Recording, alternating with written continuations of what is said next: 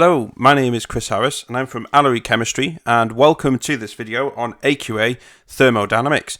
So in this video we're going to specifically look at the AQA topic of thermodynamics, and actually this video is like I say, is dedicated to this exam board. So if you are studying AQA chemistry at A level, then this is perfect for you. There may be some, for example, you might see some things on some resources online that may have generic information. Then you might be wondering whether it actually is relevant for your exam board, or whether you need to know it or not. Well, this video has everything that you need to know and is designed in accordance with the specification to make sure that it has everything you need to know and nothing more. There is a full range of AQA revision videos on Allery Chemistry YouTube channel. There's also some whiteboard tutorials on there, and also some exam technique videos. So there's a lot of stuff on there that will help you to be a success at A-level chemistry. They're all for free. There's no charge for them whatsoever. So all I ask you to do in return is just hit the subscribe button, and that would be fantastic. So as long as people keep subscribing and watching the videos, then I will continue to make them. So that's basically how I operate. So yeah, please hit the subscribe button. These slides here, they're just PowerPoint slides, but you are you can have your own copy of these if you like. They're available to purchase in my test shop. So if you just click on the link in the description box below, and you'll be able to get them, hold of them there. They're very good value for money, and you can use them on the go on your smartphone or your tablet, or you can print them off and use them as revision aids and scribble all over them, etc. So great value for money. Just click on them there. The full series, everything you see on here is available from there. So just go and have a quick look. Okay. So like I say, this is dedicated to AQA and has and meets all the specification points that you can see in here. So the main topics that we're going to look at are things like Born-Haber cycles, and Gibbs free energy, and entropy as well. So we're going to look at quite a bit of stuff in this video. So I hope you find it useful. Okay, so let's get started. So this, like I say, this topic is particularly because thermodynamics is going to particularly look at entropy changes and enthalpy and Gibbs free, etc. And we're also going to look at Born-Haber cycles, which, as you may have seen in year one, are very similar to Hess's cycles. Unfortunately, I know some people don't like Hess's cycles, but they're not too bad really. You just need to practice at them and know the rules really. And I'll try and make it as simple as I can. Anything to do in here, try and simplify, because chemistry is not an easy subject to study. So, but what we're going to do is look at a Born-Haber cycle, which is basically just an extended cycle. But the cycle extended Hess's cycle, but the cycle has loads of different steps involved and different processes involved. So, and then processes need definitions, and you need to know your definitions like the back of your hand. Okay, so you need to try and memorize these. You need to go through them, and I think the best way though of learning these is actually just doing the cycles, and because it fits in much more readily rather than just learning it as individual quotes and individual definitions. Integrate it within your cycle, because you need to know your cycles as well. So why not put both of them in one go, and then you'll actually know it, because once you get familiar with your Born-Haber cycles, you'll be familiarize yourself with the steps, and then you'll know exactly what the definitions will be from that. So that's probably a better way of trying to remember these, because there is a lot of definitions. But I'm going to go through the definitions first, and then once I've gone through the definitions, I'm then going to go through the Born-Haber cycle and look at how we can integrate them definitions within the cycle. Okay, so don't panic when you see a lot of definitions on here. AQA like their definitions, put it that way. Okay, here's the first one then. So enthalpy change of formation, which you would have seen before from year one. So there's nothing new for this one. So it's the enthalpy change when 1 mole of a compound is formed from its elements in their standard states under standard conditions. And so an example would be, for example, 2 lots of carbon plus hydrogen will form your ethane molecule there. So that's just enthalpy of formation, very straightforward. So I've highlighted some of the key points there. So it's 1 mole of a compound, and it's got to be formed from standard states as well, so solid and gas, as you can see there. Okay, so lattice enthalpy of formation. So this is the enthalpy change when 1 mole of a solid ionic compound is formed from its gaseous ions under standard conditions. So you can see here we have our gaseous ions here, and that's going to form our solid compound, which in this case is calcium chloride.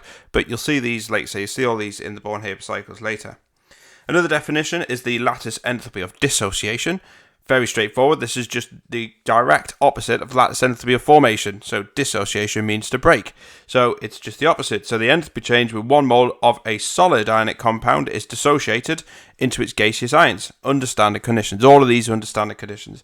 So you can see here CaCl2, so it's calcium chloride, will form calcium 2 plus and 2Cl minus. Enthalpy change of dissociation. So the enthalpy change when 1 mole of the bonds of the same type of a molecule in the gaseous state is broken. So you can see here that we've got F2 gas going to 2F gas. So this is called the enthalpy change of dissociation. Okay, so we'll see that later as well. The enthalpy change of first ionization, so in other words, the first ionization energy. You would have seen this from year 1 chemistry as well, so this shouldn't be new. So the enthalpy change when 1 mole of gaseous 1 plus ions are made from 1 mole of gaseous atoms. So we're going from sodium gas to sodium plus gas, so we're removing an electron, remember. Okay, enthalpy change of atomization. So this is where the enthalpy change of 1 mole of gaseous atoms is made from an element in its standard state. Okay, so for example, we're going from half F2 to F as an example of atomization. Okay, so ionization, second ionization energy, so the enthalpy change when 1 mole of gaseous 2 plus ions are made from 1 mole of gaseous 1 plus ions. So you've got to remember that one. That's basically just going from, you've already ionized your atom, you're just taking another electron from it. Typically found, as you can see there, in group 2 elements, because they have 2 electrons in the outer shell, or 2 valent electrons, and so therefore we can remove both of them to form a 2 plus ion. Okay, first electron affinity. So this is just the opposite of ionization. So it is the enthalpy change when 1 mole of gaseous 1 minus ions are made from 1 mole of gaseous atoms. So you can see here what we're doing is we're going from a gas, this is oxygen gas, to O minus. So you can see all we're doing is adding an electron to our oxygen, and so therefore that is electron affinity.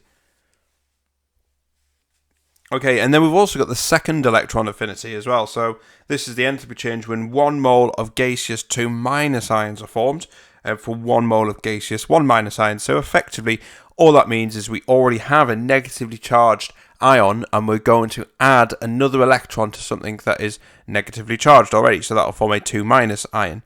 Okay. So all these definitions you're going to see in the cycle, so don't worry too much about the definitions, learning them as of this screen. Like I say, the best way to learn them is by just doing the cycles and doing loads and loads of cycles and then putting your definitions in there, and then you see it a lot more easily. I think with Born-Haber, it's just trying to make sure you know the process and obviously the definitions alongside that. So let's have a look at the Born-Haber cycle then. So Born-Haber cycles are useful to calculate lattice enthalpies. So this is because we can't calculate them directly from experiments. And so here it is structured. So when we start with a Born-Haber cycle, what we do is we start with the bottom line. And the bottom line is your lithium chloride. So here we've got LiCl solid. So in other words, we're looking for the Born-Haber cycle for the production of lithium chloride, which is a solid ionic compound. And the line immediately above it and to the left hand side, slightly to the left, so it's off center, is going to be elements in the standard states. So this is lithium solid and chlorine gas. So these are the elements required to form lithium chloride. So of course this is your enthalpy of formation, but we'll look at the definitions in a moment. Okay, so there you go. So entropy of formation. So we'll go through the rest of them as well on the cycle. So that's the first step.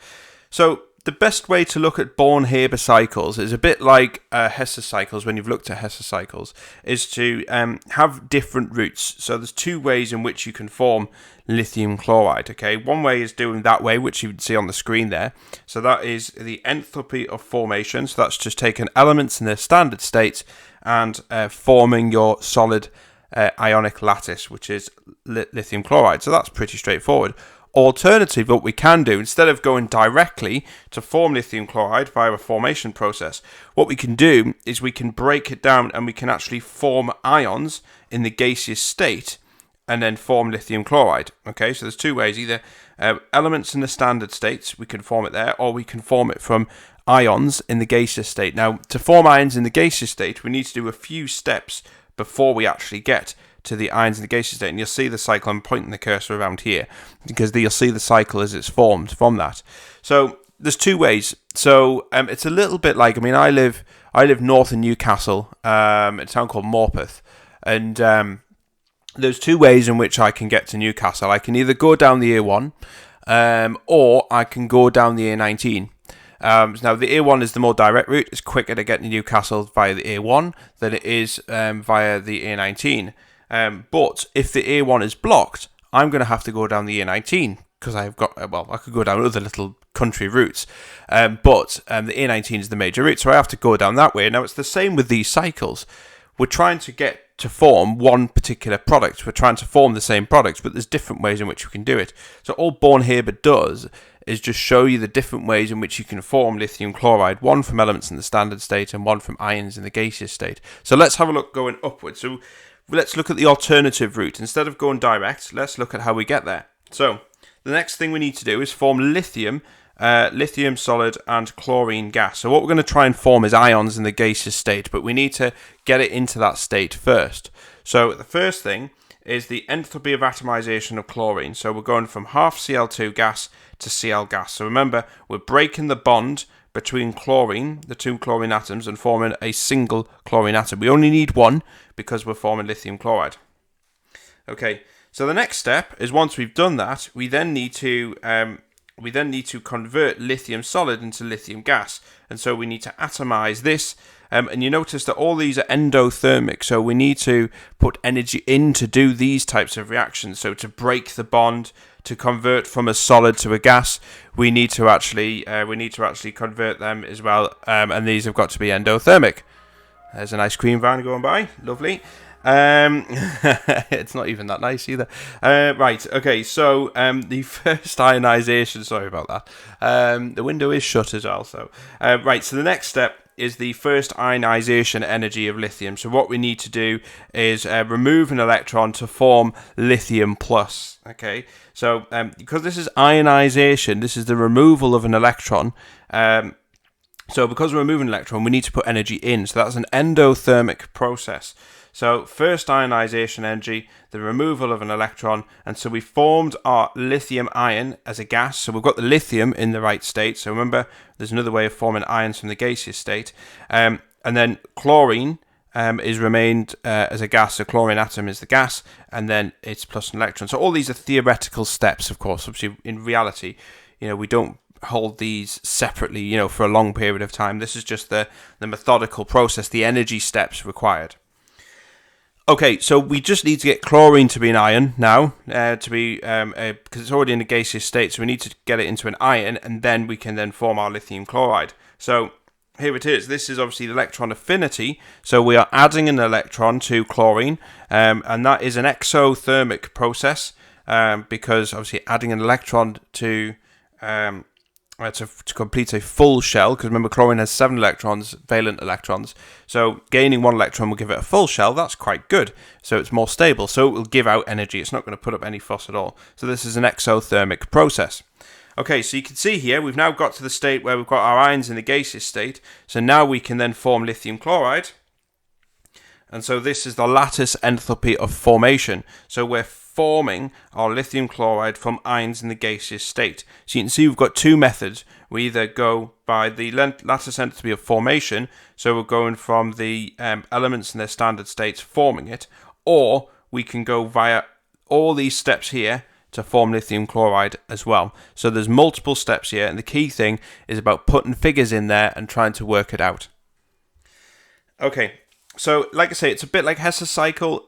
So the key thing, if you remember from Hess's cycle, is that the enthalpy change of a reaction is the same no matter what route is taken. So it's independent of the route taken. So in other words, the amount of energy required to go via this step is the same as the amount of energy required to go via these steps here. We're still ending up in the same place. So it's a bit like I say, it's like getting to Newcastle. I can either go down the A1, which is the direct route, or if that's closed, then I'll have to go indirectly down the A19 and then back into Newcastle again. Okay. So let's have a look at the Born-Haber cycle, but put some let's put some values into this. Okay, so we can calculate lattice enthalpies. Okay, that was the last section that we'd seen, just the last arrow on that diagram, by using the cycle in the same way as Hess's cycle. So what we mean by that is if we go with the arrow, we keep the sign the same. If we go against the arrow, we change the sign. Now, what you've got to be familiar with is what's endothermic and what's exothermic. On them Born-Haber cycles, and I'll put another one up on here in a minute, but as you go further up that cycle, the more energy it is. Okay, so all up arrows are endothermic, down arrows are exothermic. Okay, so remember, exothermic is a negative enthalpy change. Endothermic is a positive enthalpy change. Okay, so let's have a look. So here we go, we've brought our Born-Haber cycle back. So this is our cycle that we had from the last slide. So it's exactly the same, except it's all pre-completed, so everything's done for us, which is brilliant. Okay. Difference is what we've got now is a table, and this table contains information. So we've got the lattice, and we've got the enthalpy of formation of lithium chloride minus 409. We've got the first ionization of lithium, okay, which is 519. We've got the atomizations of lithium and chlorine, and we've got the first electron affinity of chlorine, which is down here, okay. So we've got all the figures in there. So now what we're going to do is put the figures in and see what we've got. So we need to work out, remember, the lattice enthalpy. So it's this one here. This is what we're trying to work out. So what we're going to do is put all our figures in that we know into this cycle to work out this bit here, okay. So the first one, atomization of chlorine. So we do 242 divided by 2. Now the reason why we divide this by 2 is because the data we've been given here, which is 242, which is this one here, is the enthalpy of atomization of chlorine. That's of Cl2. But obviously we're only doing that for half Cl2, so we've got to divide it by 2 here. So just read the data really carefully, what you've been given, and then once you've been given that data, then work out if you need to half it or not. And you basically look at what you've written in your cycle here. So this is half Cl2, so we need to divide it by 2, because we're not doing it for the for 1 mole of chlorine, we're doing it for half a mole. Okay, so the other one is converting lithium solid to lithium gas. So this is 161, as you can see on there. And then we've got lithium and chlorine. Lithium and chlorine forming forming an ion. So we're removing an electron. This is an endothermic process. So you can see it's 519. Okay, so first ionization is 519. So you notice all the exothermics are negative. All your endothermics are positive, okay? Then we're going to look at the next one, which is electron affinity, which is minus 364, so we've got that. So only adding 1 electron, so that's fine. And the bit that we need to work out is our lattice enthalpy of formation of lithium chloride. Okay, so we're going to use this to calculate it, and this is exactly the same as Hess's cycle. So if you're comfortable with Hess's cycle, then you should be fine with this. If you're not, don't worry, I don't think many people are. What we're going to do is then we're going to go through this step by step and show you how to work it out. So it's a good reminder of how to use these cycles. So remember, wherever we need to work out, there's loads of ways of doing this, but I like to do it this way. So and I find it quite methodical. If you've seen my other videos as well, you'll see that I like to do things in a methodical way and break it down, obviously for the purposes so you can understand. But also I just find it a bit easier. If you've done something wrong, you can go back and check and make sure it's right. So we need to work out this bit, okay? Now imagine this is a road. Let's say I'm going from Morpeth to Newcastle, okay? So, but this road is blocked. That's like the A1. So I've closed that road. So I need to find an alternative route. I still want to get to Newcastle, but I need to find an alternative route. Same with Hess's cycle. So I want to find this road is blocked. So I want to get from here to here. So we're going to put a start and an end. This is where we're going from. We're going to start from here and go here. Okay, this road's blocked, so we need to go an alternative route. We need to go backwards up here. Okay, anything you want to work out, just say this road is blocked, and you just go the opposite way around the cycle. Okay, so we're going to start from here. Remember that rule: go against the arrow, we change the sign. Go with the arrow, we keep it the same. So we're going against the arrow here. So we've got the start here. We're going to have to go up and then down here to get to our final product. So this is minus 364. So we're going to go up. That's plus 364. We change the sign. We're then going to go down here against the arrow, so it's going to be minus 519. And then we're going against the arrow again, that's minus 161. And we're going to go against the arrow again, that's minus 121. and then with the arrow here, so we keep that the same, that's minus 409. And you literally just put that in the calculator. It's straightforward when you think of it. So put all that calculator, and we get our lattice enthalpy value of minus 846 kilojoules per mole. Now, what I would do, there's two ways to check this. First thing is this is the lattice enthalpy of formation of lithium chloride. So you can see here that we've got our ions in the gaseous state, and we're going to form lithium chloride solid. This is clearly an exothermic reaction because we're bond forming. We're going from ions to a solid compound. So check to make sure that your figure is shown as an exothermic value. In other words, it should be negative. Okay, if it isn't, something's gone wrong. So go back and just check. This is what I mean. If you're methodical, you'll be able to spot your mistake. Also, another way, just like Hess's cycle, is that actually if you chuck all these, start anywhere on this cycle whatsoever, anywhere. So we start from here and start anywhere and go around the cycle back to where you started from. Okay, the total value should always add up to 0. Go, remember these arrows, the rules. So we go with the arrow, keep the sign the same, against the arrow, and we change the sign. So try it. Put all your figures in there. With the arrow, keep the sign the same. If we go against the arrow, you change the sign. Okay. So then once you've worked that out, and if you get an answer of 0, then you've probably got that right, more than likely. And it's a really good way of checking because it gives you a little bit of confidence in the exam that you've at least got that question correct. Okay, so I'm a big fan of checking things because there's got to be a reason or purpose for doing something rather than just doing it for the sake of it. Okay, so we can calculate other parts of the cycle as well. Obviously, we've just calculated there the lattice enthalpy of formation, but we can actually calculate any part of the cycle. So let's have a look. So here we've got a different cycle. Here I've got the formation of sodium chloride, same type of steps, different type of data. Okay, so we've got all the information here. Okay, so what we're going to try and work out is what data is missing. So what I would do is put all the information and all the data that you've got, just put it in the cycle. So let's do that now. So the first one, entropy of formation, minus 411. Atomization of chlorine. We need to calculate this, which is the atomization of sodium. We need to do the ionization as well. This is the ionization, so we've been given that data, so it's the ionization of sodium. We've been given the electron affinity of chlorine, and obviously we've got our lattice enthalpy as well, minus 787. So have a think, just from that previous cycle that we've looked at, we need to try and find a start and an end point. So remember, this is the bit we want to calculate. We want to calculate that arrow there. So remember, we need to start from here and end here, okay? Because that's the direction we want to go in. But when we start from there and end in there we go, let's put it there, start, end. Then remember, road blocked, okay? So this is like the A1, it's blocked, so I need to go down the A19. So I'm starting here, so I need to go, it's blocked, so I need to take the slip road off onto the A19, and then swing back round into Newcastle. So I'm starting here, so I'm going to go down, down, up, up, and then down, and then I'll get that figure there, and that will tell us this value. So let's go. So against minus 121, because we're going against the arrow. We're going with the arrow here, so it keeps that minus 411. We're going against the arrow here, plus 787. We're going against the arrow here, plus 364. And by the way, before I go any further, what do you think the answer should be? Do you think it should be positive, or do you think it should be negative? So have a think before I reveal the answer. Okay, so the next one is minus 496.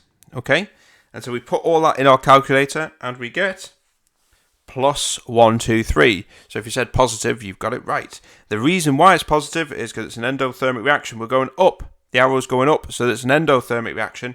It's a positive value. If you've got a negative value, something hasn't gone right. And then again, check it again. Put all them numbers, every single one, start anywhere you want in the cycle, and put all the numbers in until you come back to where you were before, and you should get 0. It should always add up to 0. If it's not, something's gone wrong. Okay, so just check. Right, so we're going to look at an extended Born-Haber cycle. This looks horrendous, doesn't it? But it's not. It's exactly the same type of stuff. So the only difference is we've got an extra ionization step because we're forming, that should say magnesium oxide, not the lithium chloride. I'll get that changed. So this should say magnesium oxide, which is down here.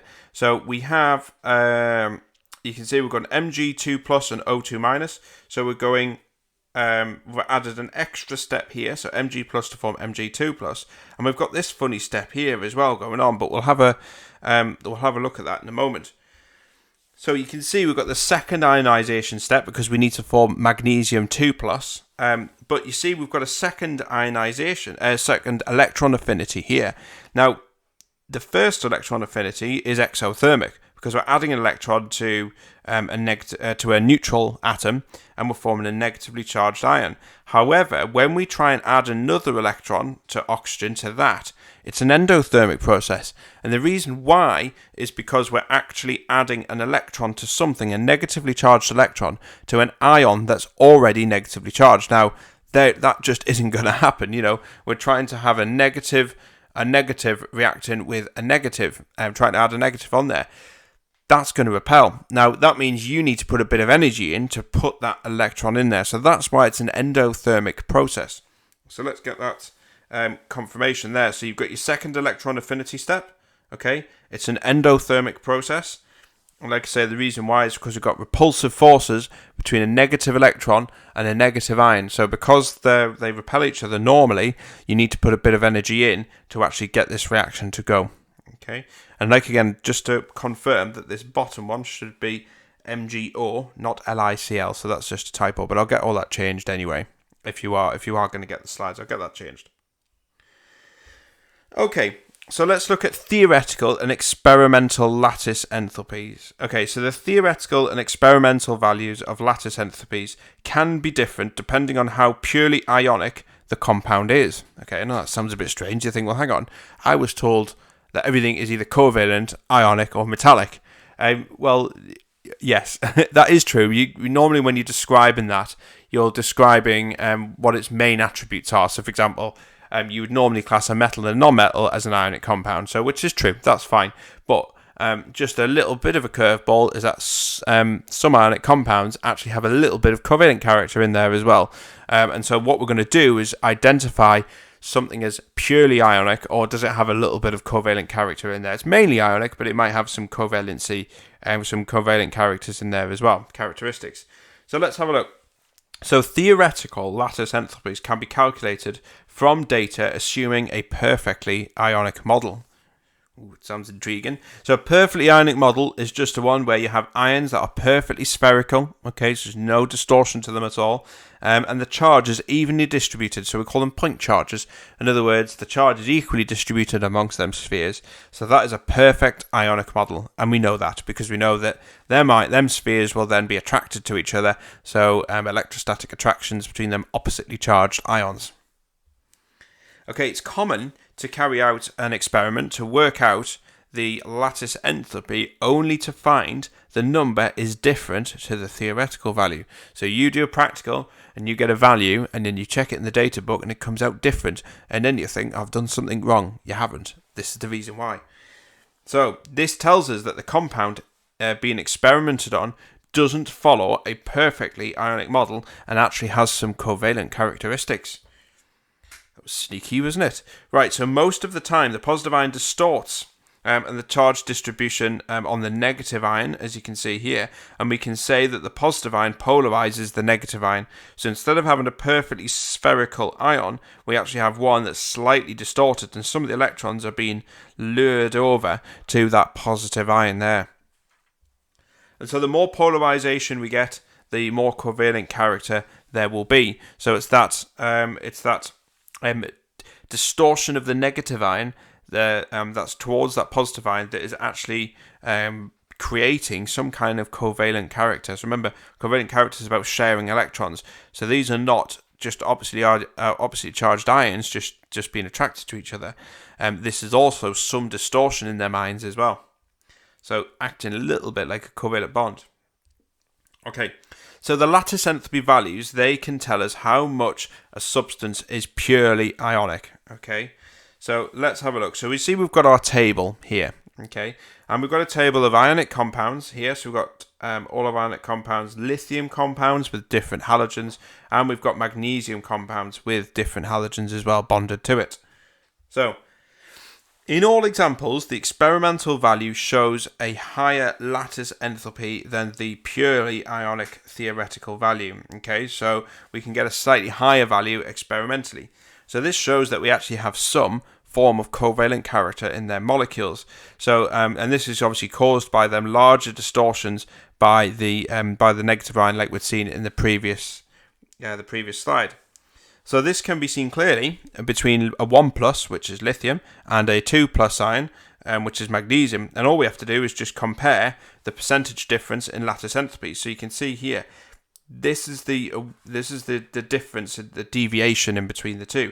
So you can see experimentally for lithium chloride, it's -852, but in theory, it should be 845. So it's a little bit higher experimentally. So that's a deviation of 0.8. But you can see the more polarized, the bigger the charge, and obviously the larger the ion, the bigger the distortion here, and that's 19.7. And this is basically what we're going to look at here as a summary. So basically the lithium chloride, this one here, is the most perfectly ionic model. So your data should closely match the theoretical data, but the bigger the difference in lattice enthalpy, okay, the more polarization you have, and the greater the covalent character. So you can see here with magnesium iodide, it's a much bigger positive charge. So that's going to distort that negative ion, which is quite large for iodide, a lot more. And so therefore we've got a lot more covalent character in that type of compound. And so therefore the difference in lattice enthalpy is going to be much greater. 19.7% difference. That's quite a big difference. So effectively you could say it's like a percentage of covalency, how covalent it is. It's still ionic overall, of course, but it just has covalent character. So make sure you're aware of that, because they will be asking for data, and they will be asking you to comment on what theoretical and experimental values and the difference between them.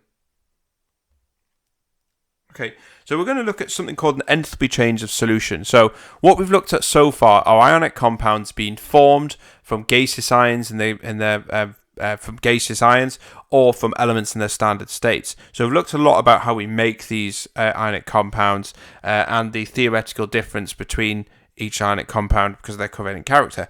Now we're going to look at, okay, we take these ionic compounds, what about their energies when we throw them into water, okay, and they dissolve? And we call this enthalpy change of solution. So we need to know a little bit about the behavior, about why do salts dissolve and what energy do they release or take in when they do that. So this is where we're going to discuss around these points here.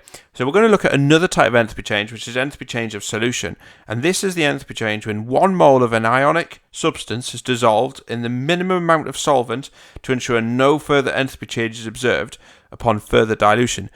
Wow. So all that means is we're going to take a solid, right? You got your ionic compound. We're going to add that to a beaker, and we're going to add small amount of water. Okay, we're going to keep adding water until we've just dissolved our ionic compound, just about. So in other words, we've got a very saturated solution remaining left over. Okay, so this is what we're doing, and we're going to measure the energy change when we do that. Simple as that. Okay, so remember, for something to dissolve, we need two things. Okay, so the first thing is the substance bonds must break. So that ionic compound, we must break that up first. That's the first step. That's an endothermic process because we need heat energy to actually break the ionic compound apart.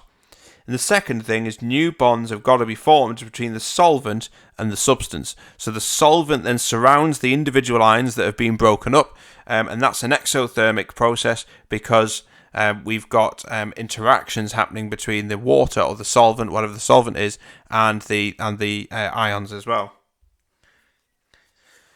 So let's have a look here. So this is our ionic lattice in solid form, unbroken, fine. Okay, and we've got a water molecule here which is separate. So imagine we've got salt in a container and water in a beaker. Okay, so we've got them separate. So then what happens? When we add that salt to water, what happens? The first thing is the ions are broken up, okay? So that needs energy. Energy is needed. That's an endothermic process. So substance is broken into free moving ions.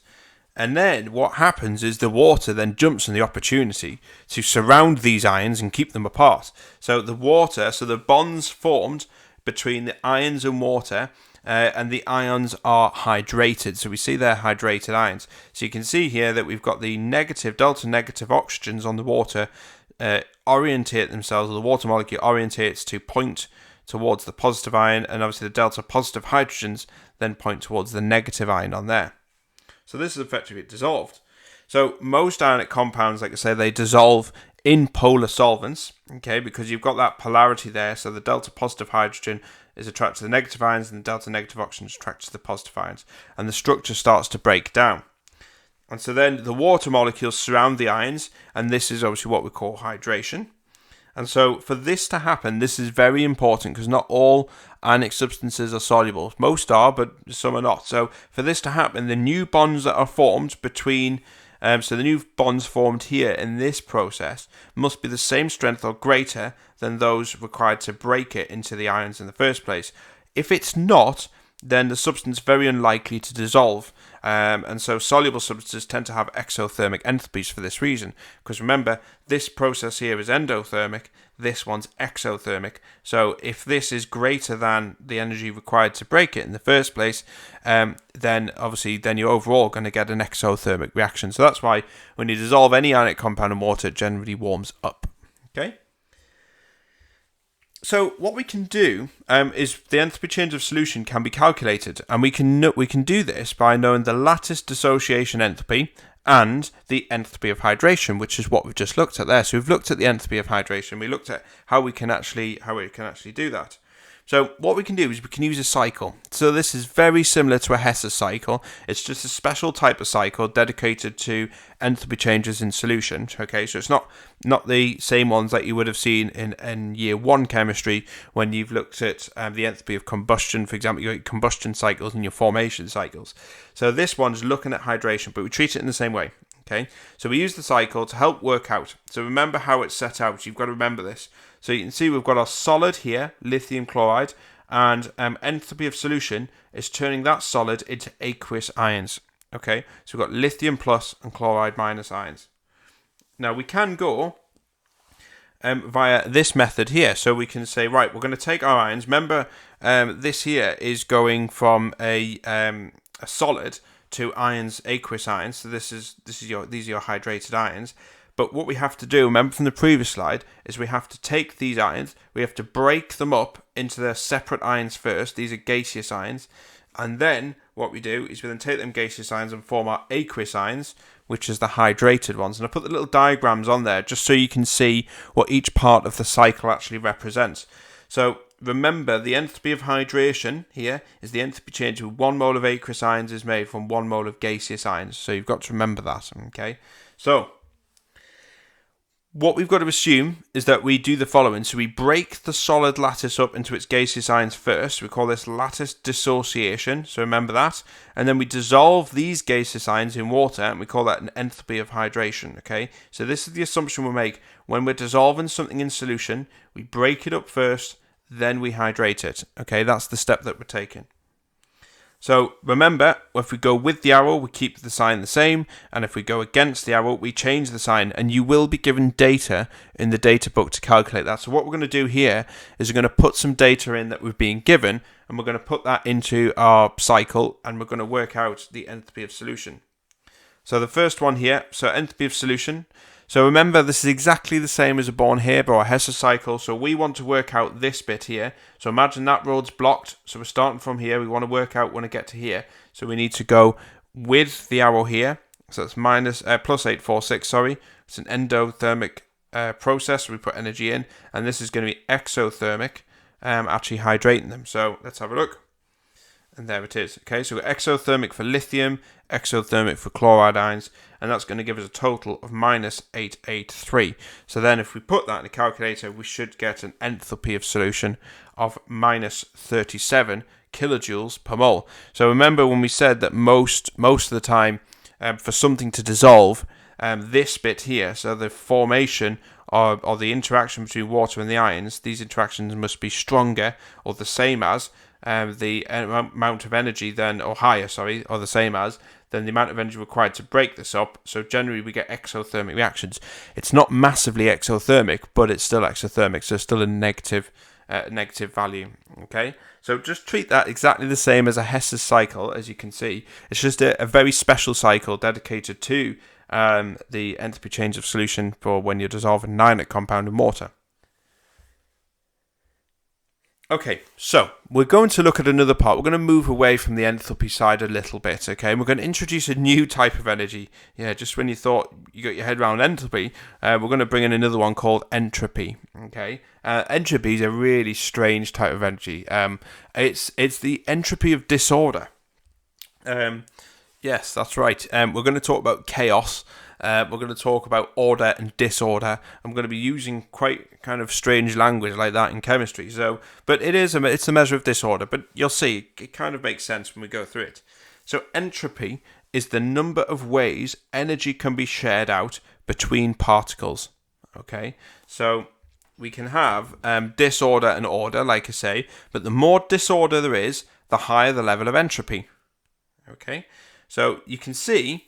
When we're looking at disorder, we're looking at randomness, so how random things are. So if you just imagine it, like let's say it's like your bedroom, and it's easier to allow your bedroom to get into a state of disorder, in other words, to allow it to get messy, than it is to keep it ordered. So when you think about it, it's easier to keep it in that way, but if you had to tidy it up, it'll take more effort to tidy it up than it does to make a mess, doesn't it?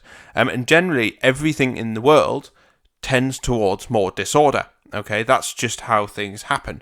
Everything becomes more disordered because it's the lowest energy. So in order to correct things or put things back into some kind of disorder, back into order, we have to put energy in to do that, because everything tends towards a disorderly fashion because it's lower in energy. Okay, so if you leave your bedroom and you leave it for a month and not touch it, eventually it's don't be bothered about putting things away or putting it back into any kind of order. It's easier to do that, isn't it? And then you think, I have to get this tidied up because it's getting a bit of a mess. You're going to have to put energy in. So it's the same with atoms. And if you've seen any of my other videos as well, I always say that atoms, particles, molecules, protons, neutrons, blah, blah, blah, blah, these type of substances are incredibly lazy, and they want to be in a state where it's the lowest energy possible. That's just as a general rule, and there's no difference here. So let's have a look at these different models here. And yes, I have put up the diagrams of a solid, liquid, and a gas. It might have been something you might have seen in year 7, but it's very useful to explaining entropy. So solids have the lowest level of disorder. Okay, the particles are arranged neatly in rows and they vibrate on the spot, if you can remember that. And then liquids are a little bit more disordered. As you can see, the particles have got a little bit more space between them, just a tiny bit. They're still quite densely packed though. And gases have got the greatest amount of disorder. There's loads of space between the particles there. So we've got increase in disorder and entropy. Okay. So the number of particles, it's not just the arrangement of particles, it's the number of particles as well, also affects entropy change. So if a reaction is in the same state, but more moles are produced, then entropy also increases. And this is because there's more ways in which energy can be distributed. So if we have a look at this example here, we've got dinitrogen tetroxide producing nitrogen dioxide, shows increasing entropy. So we've got more moles of gas are produced. So you can see here we've got 1 mole of N2O4 on the left here, and we've got 2 moles on the right. Entropically, that's a favourable process because we're going from 1 mole to 2 moles. There's more ways in which you can arrange 2 moles of NO2 than there is obviously of 1 mole of N2O4. So that's another way in which we can increase entropy. Okay. So a reaction can be spontaneous or feasible if it's enthalpically unfavourable, okay, which is endothermic. Now, that seems a little bit weird, doesn't it? There isn't many. You remember enthalpically favourable reactions are exothermic ones because the products are a lower energy than the reactants. Endothermic reactions are rare because the products are in a higher energy state. But just because enthalpically it's not favourable doesn't mean the reaction won't go. And the main reason why that is, for example, a classic example is photosynthesis is an endothermic process. But the reason why this is endothermic, reason why endothermic reactions can go feasibly is because entropically it could be favourable. So let's have a look. So a reaction will tend towards more disorder and hence increase entropy. So remember that's what we said before. Okay, so increase in entropy is energetically favorable. Okay, that's a good thing. The more disorder you have, the more favorable that reaction is going to be. And some reactions that are enthalpically unfavorable, such as endothermic ones, can still be spontaneously react if changes in entropy overcome the changes in enthalpy. So in other words, if our entropic forces are greater than our enthalpic forces, then the reaction can still go ahead because entropy is effectively overriding the enthalpy values. So let's look at an example here. So we've got, this is of an endothermic reaction. I love this reaction. You might have seen this one. So this is a reaction between hydrated barium hydroxide and ammonium chloride. And it shows how enthalpy changes are and this shows how entropy changes overcome your enthalpy changes in this reaction. So this reaction is a pretty cool one. Literally, it's a cool reaction. You might have seen this if you go to school or college, or if you're working independently. But if you go to school or college, you might have seen it where you have a wooden block and you have a beaker, and you mix these two solids. Bear in mind these are solids. You put two solids in the beaker and you mix them up. And what you do is you put a blob of water between the beaker and the block of wood. So you put it in between and you sit the beaker on top of the wood.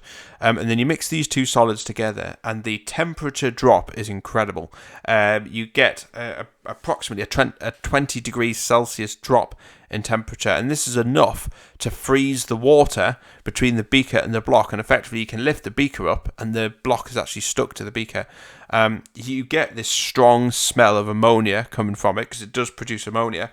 And so it's a really cold reaction, but it's just weird because you're mixing two solids, no liquid at all, just mix two solids together and you get this reaction. So go and have a look. If you haven't seen it, go and have a look online. I'm sure there'll be somebody who would have done it, and you'll see the temperature change is really dramatic. So enthalpically, that wouldn't go. It's an endothermic reaction. Our products are higher in energy than our reactants. Okay, so normally that wouldn't go. But we can see here's our overall reaction. The .8 H2O just says it's just the water of crystallization. So it's just we've got 8 waters surrounding our barium hydroxide. So the summary points, what we can deduce from this is that this reaction is very endothermic. So enthalpically it's not favourable, so we've said that already. It has a value of plus 164 kilojoules per mole, so definitely endothermic. The 3 moles on the left-hand side of the reaction, you can see here we've got 3 moles on the left and we have 13 moles on the right. So definitely entropically favourable because we've got more moles on the right than we do on the left. So there's more ways in which you can rearrange them atoms. And then the other thing as well is we're starting with 2 solids, but we're making a gas and a liquid as products. And so we've got more disorder as a consequence, because remember, gases and liquids are more disordered than solids. So there's another factor that actually entropically this reaction is a favourable reaction. So you can see here the difference between something which is blatantly obviously endothermic and not feasible actually does happen. You don't need anything. You just mix these two powders together and just give them a stir and they go. So, but this is why, because entropy is actually allowing this to happen. Okay, so entropy change, delta S, yes, they give it an S, a value of S.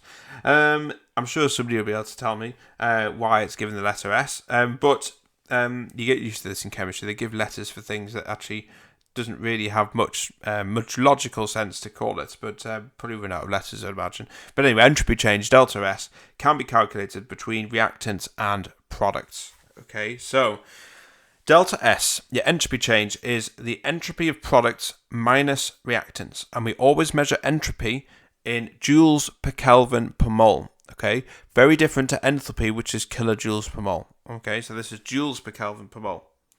So entropy values are given as a standard entropy, so all of these are under standard conditions. This allows us to compare figures and results, and the conditions are we must use 1 mole of substance when we're measuring it, it must be at 100 kilopascals of pressure, and a room temperature as a temperature of 298 Kelvin. So these are standard. There's nothing different here for entropy. These are just standard conditions which you would apply for anything in chemistry.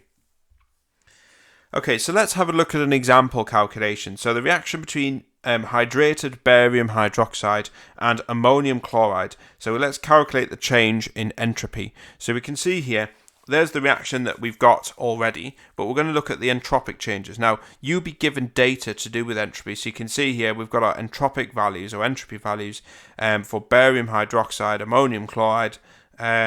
These are the two reactants, and then obviously we're producing ammonia, water, and barium chloride as a product. So we've got all our entropy values there. Now, all we have to do is work out the total entropy of the products. So we literally put all the figures in here. So we've got 2 lots of ammonia, we've got 10 lots of water, and we've got a molecule of barium chloride. And so we add all that up and get 1,208 joules per Kelvin per mole. And then we do exactly the same for our reactants. So we've got 1 molecule of barium hydroxide, which is there. So it includes all, obviously, the water as well. And then we've got 2 molecules of our ammonium chloride, and then we get a value of 617. Now we put all that into our total entropy calculation, and we get plus 591 joules per Kelvin per mole. Now that is a positive value, so that means it is entropically favourable. So anything that's positive for entropy is a good sign. It's a feasible reaction, a favourable reaction. Okay, with enthalpy, remember, a negative value is favourable. And this will become important when we look at hypothetical situations later on. So a negative enthalpy value is favourable, a positive entropy value is favourable. Okay, so what we're going to do now is we're going to link entropy and enthalpy together, and luckily there's an equation that allows us to take into account both factors, because both have a big say in terms of whether a reaction is feasible or not, and this is called Gibbs free energy. So Gibbs free energy, delta G, at last we've used a proper letter for this. So delta G tells us if a reaction is feasible or not. So delta G equals delta H minus T delta S. So you need to know this equation. You're going to use it quite a bit in this topic. So delta H is enthalpy. So that's enthalpy change in joules per mole. If you're given enthalpy in kilojoules per mole, you need to convert to joules per mole. So watch them units. T is temperature in Kelvin. Delta S is entropy change, that's joules per Kelvin per mole. And so the units of delta G, or Gibbs free energy, is joules per mole. So you can see why we need to convert our enthalpy from kilojoules per mole to joules per mole. Okay, so the basic rule here, a reaction is feasible in theory if delta G is negative or 0. Okay, so delta G needs to be negative or 0 for a reaction to be feasible. What we've got to be careful, though, is that even if a reaction is calculated to be feasible, you may not observe a reaction occurring, and this is due to the activation energy probably being too high, or the rate of reaction is actually being, or the rate of reaction is slow. So a classic example of that is rust. So if you leave an iron nail out in the atmosphere, so you need water and oxygen to allow the iron to turn to iron oxide, which is rust. That is definitely a feasible reaction because we see it everywhere, that's a natural process. However, we don't just leave a nail out and just see it react instantly. It's a very slow reaction. It's a low rate of reaction. It's slow. So calculating the free energy delta G for the reaction between barium hydroxide and ammonium chloride at 298 Kelvin. So let's have a look and see how we can work this out. So we know the following from the previous slide. So we know that entropy is plus 591 joules per Kelvin per mole, and we know that enthalpy is plus 164 kilojoules per mole, or remember we convert that into joules per mole, is 164,000 joules per mole. So then we put it into this equation. So delta G, so delta H is 164,000 minus 298, because that's our temperature, remember, there it is there, 298, and then 591 is our entropy value, because that's what we worked out just before. So then that's going to give us a delta G of minus 12,118 joules per mole. So this is a negative value, delta G is negative here, so that means that this reaction is feasible at this temperature. Okay, so anything that's negative or 0 is feasible. 0 is just feasible. So if the delta G is 0, it means it is just feasible at that point. Okay, so temperature may have an effect on reaction feasibility. Okay, that's very important. And that seems quite obvious, actually, because sometimes you need to heat things up to actually get them to react. So that's quite an obvious point. So what we're going to do here is we're going to look at different scenarios when delta H and delta S is changed, and we're going to look at the delta G value as well, which has changed. So let's have a look. So we're going to remember this basic rule, very important, that for a reaction to be feasible, delta G must be negative or must be 0. Okay, anything above that and it's not feasible. So what we've got is we've got a range of different scenarios in this table, and we're going to look at each one of them. And this is a theoretical, so we haven't got any numbers here, no figures. We're going to use numbers as an example, but we've got no figures here. Now the exam board will expect you to be able to comment on reaction feasibility even if you don't have any numbers, okay, to actually calculate it. And this is the way in which we're going to do it. So we can see delta G, delta H minus T, delta S. That's the reaction, remember. The easiest way to actually work these theoretical scenarios out is by splitting that equation into two. So we take the delta H part, which is this bit here, and we take the T delta S part, which is this bit here. So we've got an enthalpy part, and we've got an entropy part, which is here.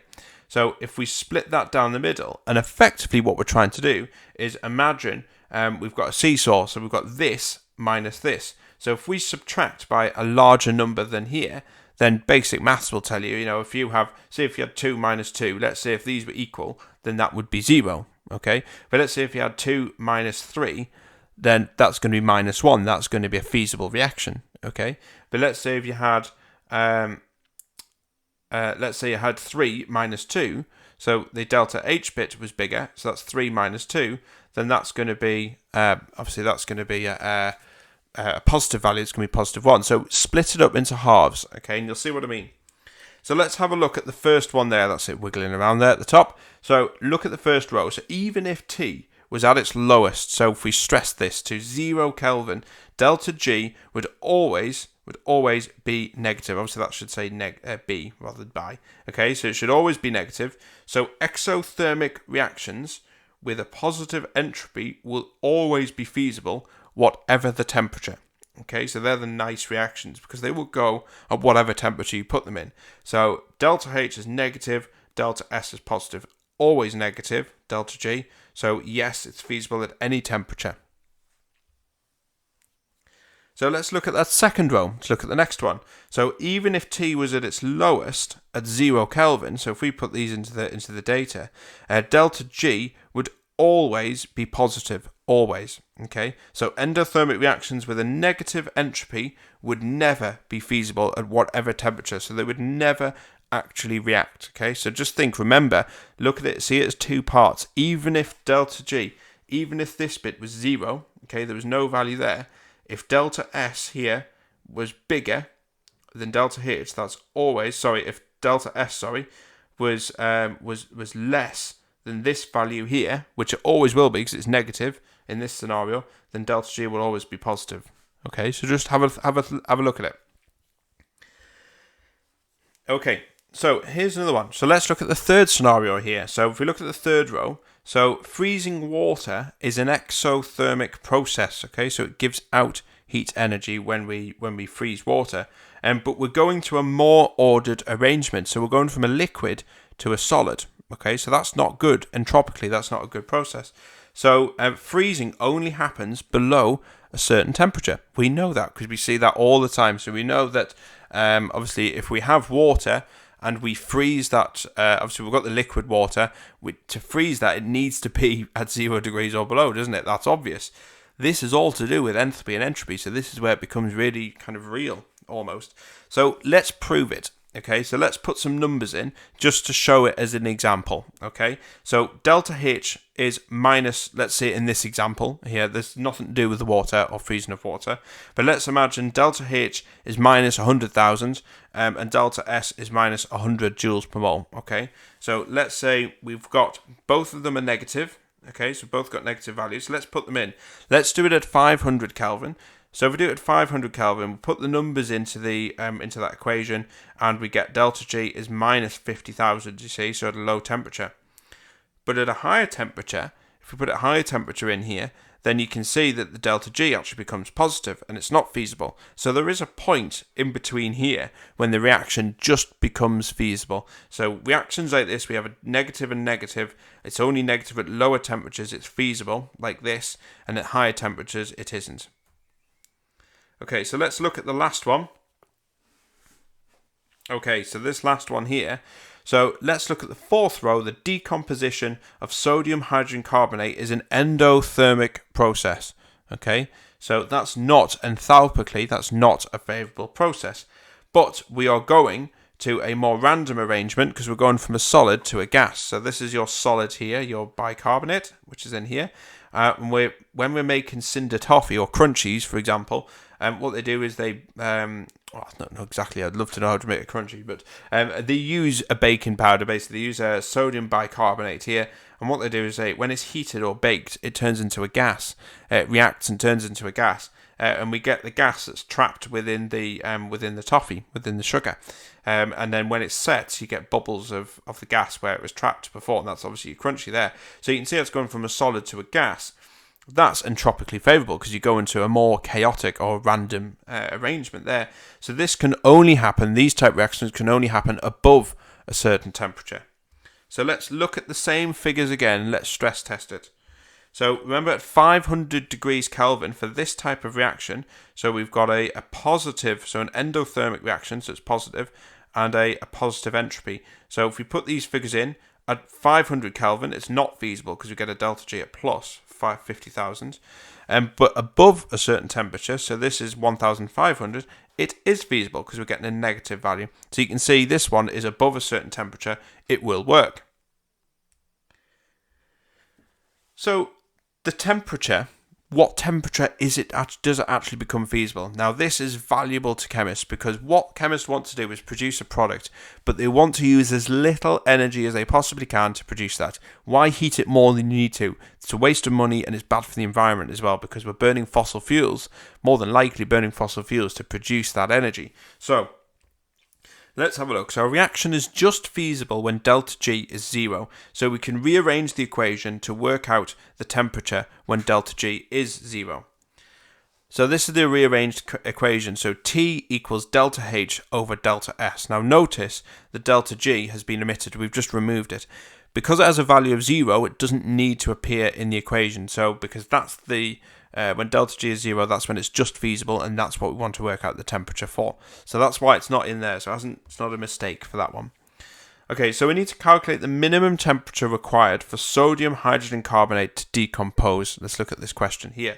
So we've got sodium hydrogen carbonate here, and it's decomposing to sodium carbonate, water, and carbon dioxide. Enthalpy value is 129. It's positive. It's an endothermic reaction. We've got our entropy figures here for each of the substances there.